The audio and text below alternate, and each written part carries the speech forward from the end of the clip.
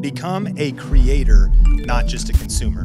When you step over that line into being a creator, so many things can change for you. You can still make an impact on the journey, getting 1% better with every upload. You're one video, one upload away from your life changing.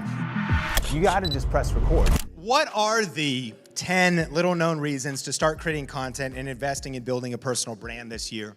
Here's 10 ideas to say, okay, but Sean, really, is this worth the energy? Is it worth getting uncomfortable? Is it worth pressing record? Is it worth starting to create content? Here's number one: become a creator, not just a consumer. The first reason to start creating content is to become a creator and not just a consumer. Here's what's kind of fascinating. When you think about social media, there's been multiple studies that talk about the toxic effects. I think we're aware of that you look around among especially young women, you get into comparison and insecurity and self-doubt, and you can go to all of that stuff. All of us have probably experienced, okay, let me just scroll for a while. Let me just, see what comes my way. And you get a few dopamine hits, but by the end of that, you usually feel worse and not better. And social media consumption can come with a lot of potentially negative effects.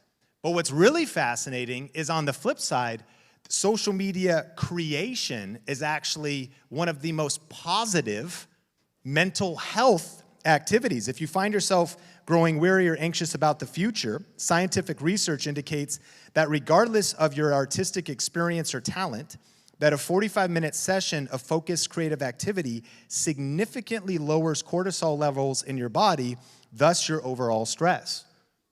And so when I think about this idea of why should you start a channel, I think because most of the world are consumers. Thank God for it. We're in a consumer economy. But ultimately, when you step over that line into being a creator, so many things can change for you. And then rather just be on the receiving end, now you're on the giving end. It's better to give than receive. And you're on the contribution end. And so number one, you can become a creator, not just a consumer. Number two, capture your history and your legacy. YouTube is a search engine. One of the reasons I think it's so powerful to start creating content is to take what you know and to take your life experience and to take your wisdom and to start putting that online. It's kind of maybe a morbid thought, but I recently just had my 40th birthday, and we had kids a little bit later in life. I've got a 1-year-old and a 3-year-old. But I've thought a lot about, if I was to die right now, would I have peace? And the answer is yes. Mainly and majoritively because of my faith. But secondly, of course, I don't want to leave my wife or my kids behind. But one of the reasons I have peace is because of the portfolio of content that I've built online. I think about the thought that my sons could very well be mentored by me, understand my values, principles, vision, because of the history and legacy I've already captured online. And once I had my first boy, Sean Bradley, it made me even more convicted to articulate and capture my values, principles, and beliefs and wisdom in videos for that next generation, even if that's just for our own family. We're not even talking about money or subscribers or anything. I want to encourage you, stepping into creating content is a good move for history and legacy. What do you wish you had from your grandfather or grandmother? Imagine if you could watch content from them where they share anything at all, let alone their wisdom, their values, their principles. Number three is you can grow your network. You know that your network is your net worth. In a circle like that, we'd say that. And so when you start creating content, you just start meeting people. In fact, this very right place, right time moment is because one man, Michael Zuber, had the courage to start creating content. And this network that can now lead to all kinds of serendipity is because of punching fear in the face, punching perfectionism in the face, and pressing record. Thank you, Michael.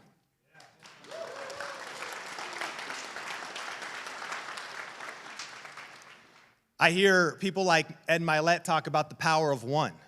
Your one relationship away from your life changing. You're one business deal away from your life changing. You're one conversation away from your life changing. And so it's not about getting 1 million subscribers, but by creating content, you can start growing your network, and one relationship, one video, one upload can shift your life. And so building and growing your network is a reason to start today. Number 4 is building your personal brand. What comes up if I Google you? Well, I tried to get those police reports. I mean, there's a couple mug shots for some of you. You know, what comes up? What comes up if I Google you? You know, of the 75% US adults who Google themselves, nearly half say that the results aren't positive.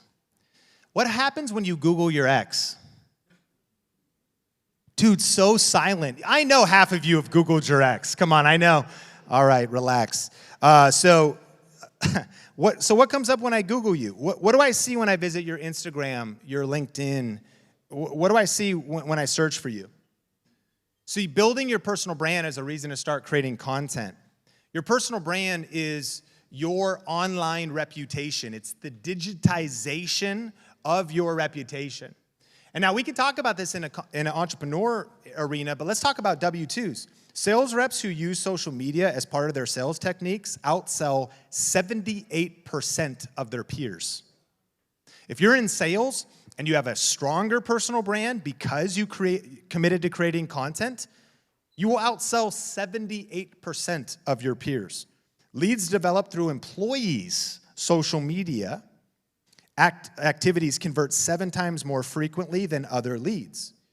So, of course, maybe there are policies you need to know from your employer, but building a personal brand in your company can lead to promotions, more influence, more impact, even the better furthering of your company's vision, being a linchpin, as Seth Godin describes, so as to get more raises and make a greater impact in your current opportunity. But what about future opportunities? Now that I've got into this arena of hiring people, what do we look at? We look at their application, but we look at their social media. We look at people's, what do we see? What is your LinkedIn? Do they have YouTube videos? How can I get to know you online? So starting to create content and building your personal brand is a good reason to start. Number 5, accelerate trust. 74% of people say they are more likely to trust someone with an established personal brand. And as you know, trust is the currency of business. When I think about in real estate in particular, and I think about my friends Levi and Travis Plum from living in Dallas, they started doing organic YouTube videos, and they committed and went all in. And you wouldn't believe it, after posting consistent YouTube content for the first 6 months, you wanna know how many transactions they got as real estate agents? 0. It was incredible. Thank you, everybody. Have a great night. We'll talk later. So, first 6 months wasn't that impressive, but what happened over the next 12 months was they did nearly $90 million in transaction volume and did $2.9 million in commissions collected in the following 12 months, not from billboards, not from print, not from any other form of advertising, only organic YouTube.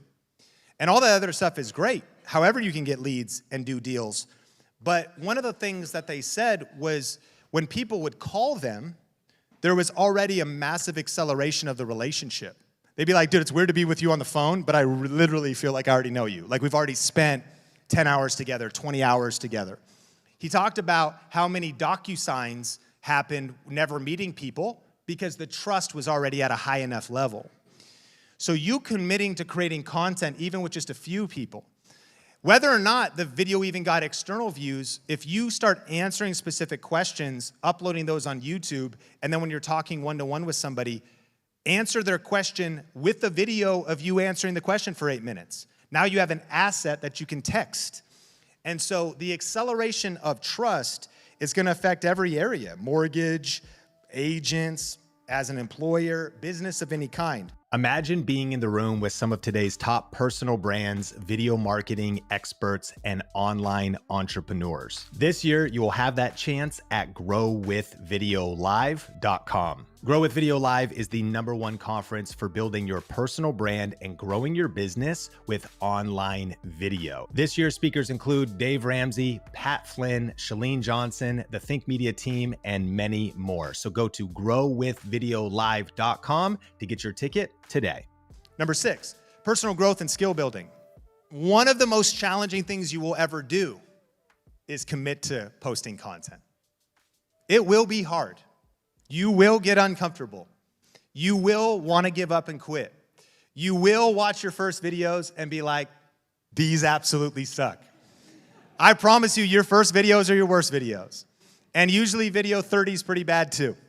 And even still, you still might not be making eye contact with the camera a lot of times. Literally, after we had that conversation, I was like, did you not get my phone? We literally talked on the phone. Like the next day, Michael, I'm like, what's going on? But let it be the power of pressing record that you can still make an impact on the journey, getting 1% better with every upload. But see, the reason to start is because of the personal growth, skill building. See, it gets you uncomfortable because I know too, as we age, sometimes it's like, oh, I got to learn something new. Yeah, that's what it would take. I got to stretch and get uncomfortable. Yeah, that's what it would take. But you know what Warren Buffett said? It said that the one easy way to be worth 50% more than you are now, at least, is to hone your communication skills. You want to know how to hone your communication skills? Start creating content.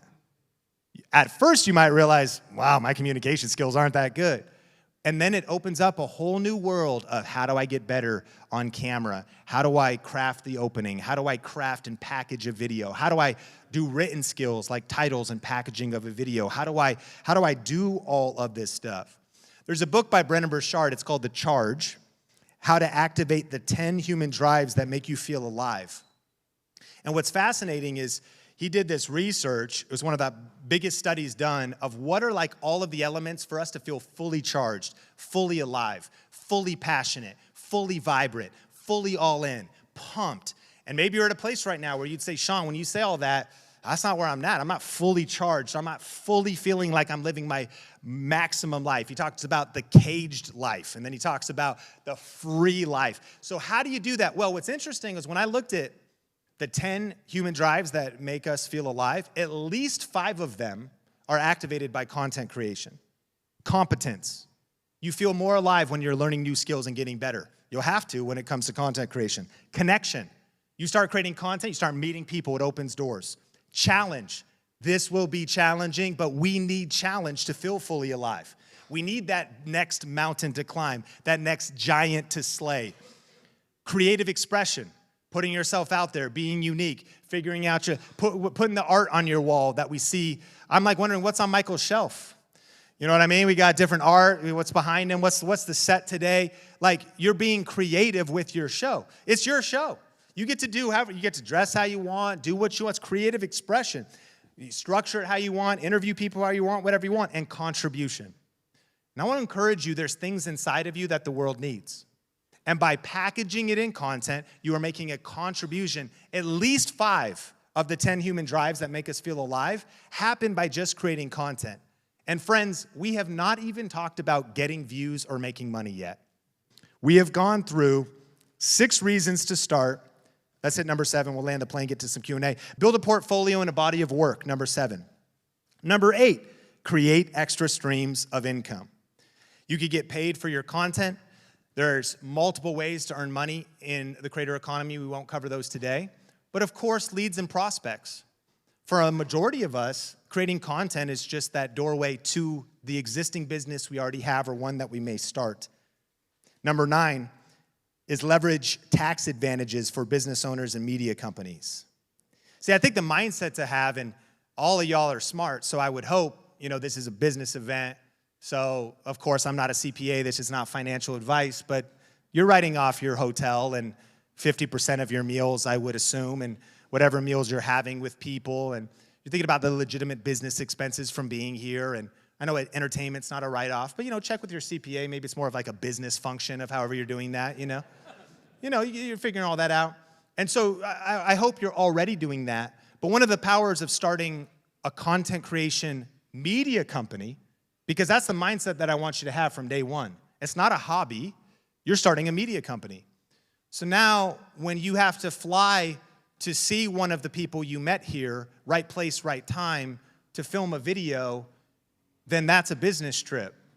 And your hotel, of course, and at a really sick spot with a nice pool, a nice view, like that's a write-off. And the meal that you guys have that night, biz deving, is also a write-off. So it starts getting into a world where I know this is much more niche and applicable for me, but when I think about the fact that I actually test cameras and, I had to go snowboarding, obviously, because I had to test a GoPro, and so for the snowboard trip, I'm filming on the GoPro, and I got to get some drone shots, of course. And so, of course, not only is the drone and the GoPro a write-off, but the trip is a write-off, and I had to package all of that stuff.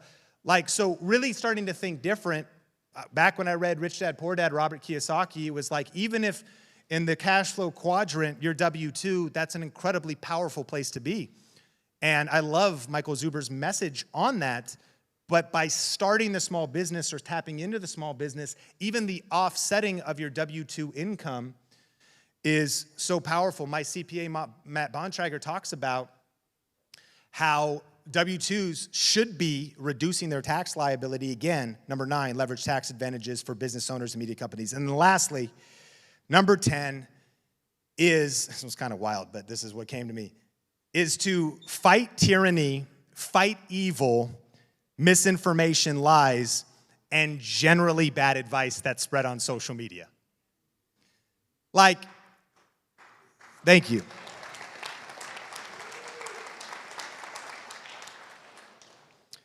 You've probably heard the quote that the only thing necessary for the triumph of evil is for good men and women to do nothing.